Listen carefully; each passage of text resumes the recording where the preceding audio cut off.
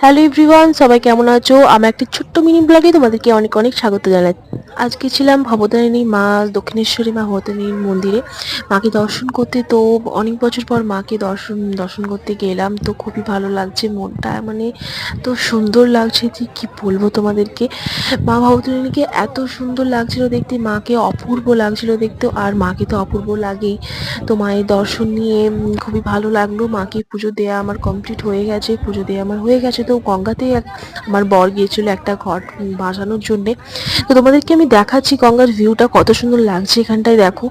তো আমি আসলে কালীঘাট থেকে গেছিলাম কলকাতা মেট্রো ধরে, তারপরে এই দক্ষিণেশ্বরের মন্দিরে। তো আমি একটু বিকেল বিকেল করে গেছিলাম। তোমরা যখন যাও, তোমরা কখন চাই তোমরা জানিও। আর তোমাদেরকে আমি দেখাচ্ছি যেখানে রামকৃষ্ণ থাকতো, সারদা মা থাকতো, ওই বাড়িটাও তোমাদেরকে আমি দেখাচ্ছি কত সুন্দর লাগছে এখানটা, দেখো। দেখা হচ্ছে